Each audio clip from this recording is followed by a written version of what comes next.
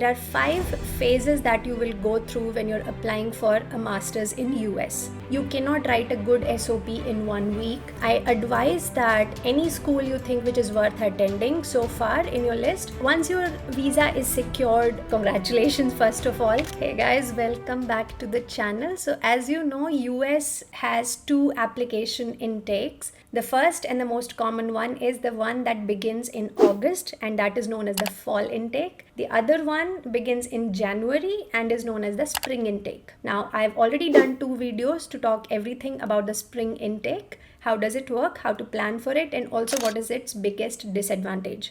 If you're applying for spring, check it out. But today we are going to focus on the fall application timeline. Now, first things first, fall deadlines vary between November to March. So this year's November is the deadline for next year's fall intake. Okay. Now, my advice to all my clients, and I literally push them, is to submit their applications for fall by end of November itself, even if the deadline is in March, because I've seen clear advantage of applying early. So in today's video, we are going to look at the detailed timeline, how you can plan your fall applications. Let's begin.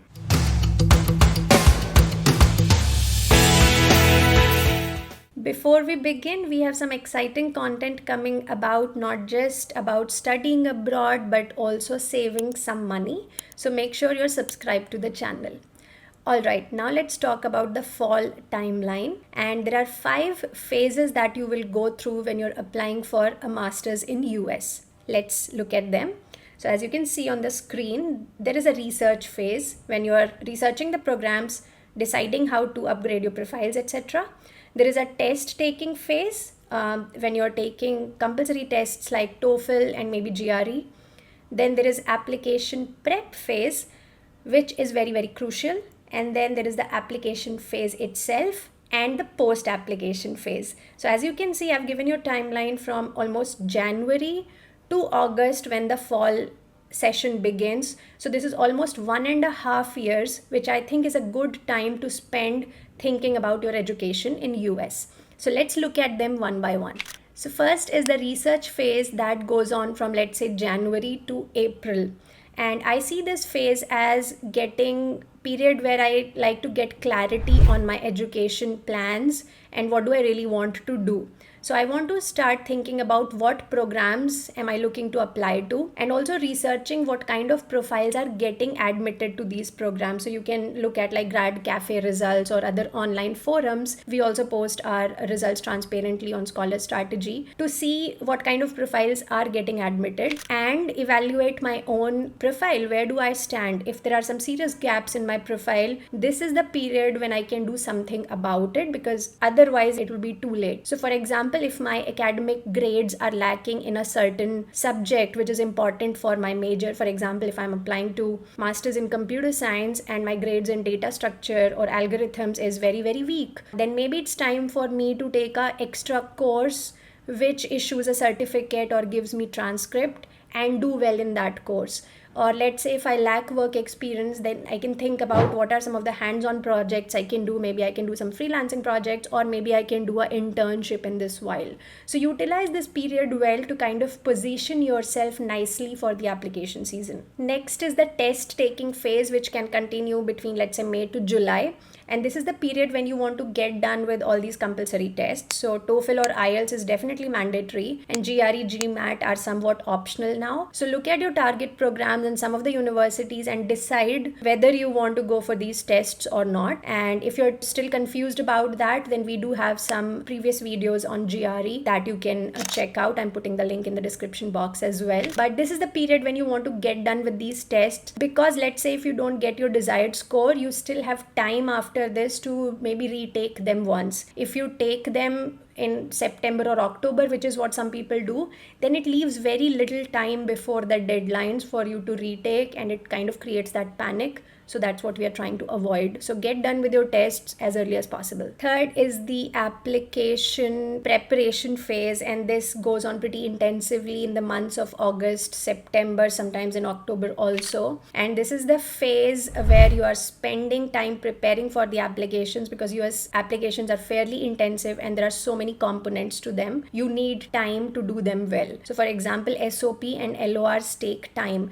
No matter how good a writer you are or how good your profile is, you cannot write a good SOP in 1 week. So it's best to do it over multiple weeks, over iterations. Like for example, I myself like to spend 1 or 2 months with my clients just on their SOPs. So leave yourself enough time for that. So in this period, you want to basically start thinking about your SOP story, how you're going to write it. You want to reach out to 3 recommenders from who you can take the LORs. Let's say one of them is not ready or available, you want to think of a backup option. Then also, if you have a good research profile, then I highly recommend starting to contact or email professors in your target programs in this period. So if I have a good research profile, I will email out some professors and see if they are looking for new students in their groups next year. And the whole advantage of this is, let's say if any one of them responds positively or encourages you to apply, you can mention that in the SOP. So this is the time to do that, because you need to do that before you're writing your SOP. Then we will move on to the important phase, the application phase itself, which is a lot about mechanical activity and submissions are happening here. But basically in the month of October, I would focus on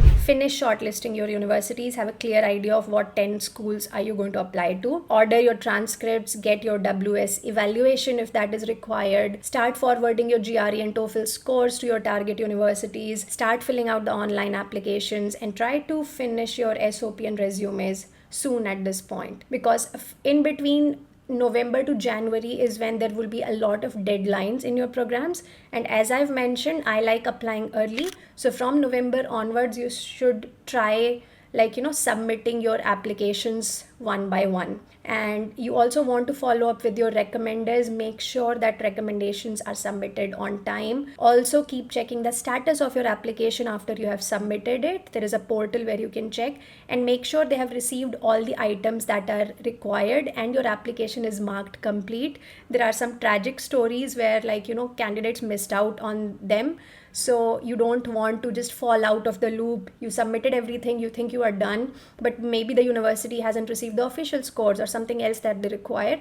So do keep checking those portals and keep a track of every application that you are submitting and make sure everything looks complete.